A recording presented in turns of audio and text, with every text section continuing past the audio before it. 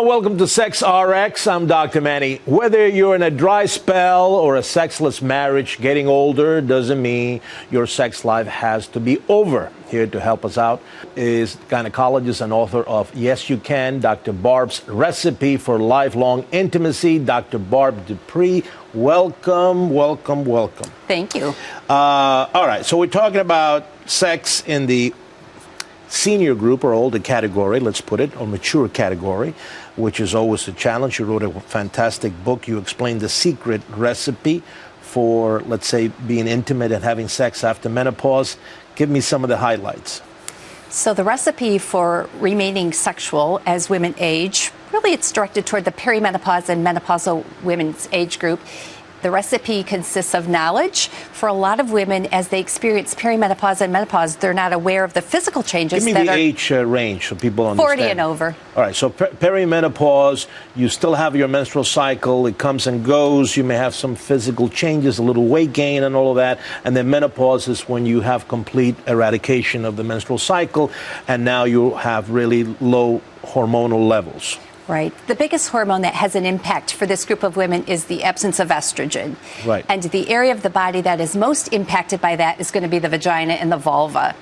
And sometimes that comes somewhat later in the menopausal transition, so women don't always connect menopause with painful intercourse. Right.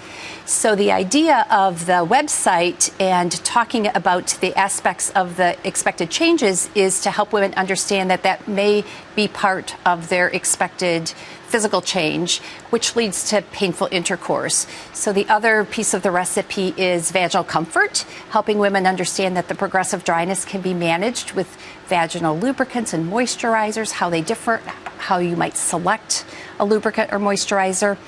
We also talk about genital arousal, because arousal is going to be impacted by that. In the absence of estrogen, there's going to be loss of blood supply to the genitals, which delays arousal and ability to orgasm.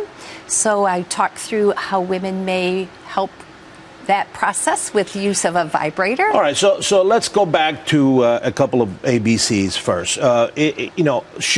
Should sexual questioning be part of GYN's protocol, especially in the perimenopausal, menopausal phase for a general physical of a woman today?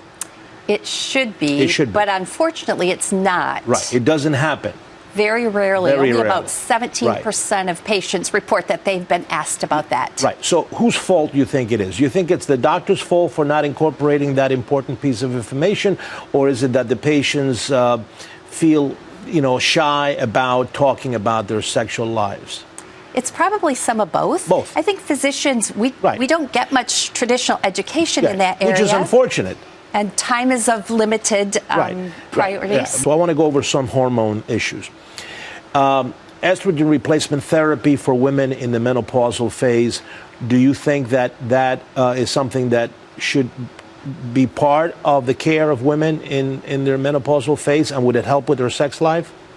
I think it's important to help women understand how the absence of estrogen may be impacting them. So many of their symptoms may be related to menopause, and the absence of estrogen and hormones may benefit them, but it may also be the stress and the lack of sleep and many other life factors. So a lot of things get blamed on hormones that maybe don't have a hormonal origin. Right. On the other hand, the impact of menopause for many women is huge, and everything from head to toe can be negatively affected by it. So there is a subset of women who can benefit greatly from hormone therapy. I want to talk about sex therapy. What couples would benefit from going to see a sex therapist? In my practice, many women who are now postmenopausal are beginning to experience changes sexually, which includes pain, difficulty with arousal, ability to orgasm. And they don't know how to bring their partner along on that. They don't know how to have the conversation with their partner about how those changes are impacting them. Sex is one of those areas that it's often habit and routine. And now that things have changed, that event has to change for them, but they don't know how to have that conversation. It's also a time where we see some desire discrepancy, and many women report that their loss of drive and desire is interpreted by their partner as you don't love me anymore. Right. You're not that interested anymore. So this is where a sex therapist can be really helpful in helping them discover the language required to communicate about that, open a dialogue, have a third party who's going to be somewhat more objective in enhancing that conversation. Because whenever you bring up the idea that maybe something should change, the perception is that I've been doing something wrong. Right. And that's not necessarily the case. It's more that maybe this could be better, and having someone bring you along in that conversation might be very helpful. All right, where can people get more information?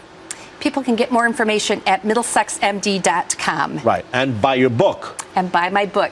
Yes, you can. And which is available everywhere. It is available. Good. All right. Thank you so much for being here. Good information. Thanks for having me. And if you have any health questions, tweet me at Dr. Manny on Fox. Until next time, I'm Dr. Manny.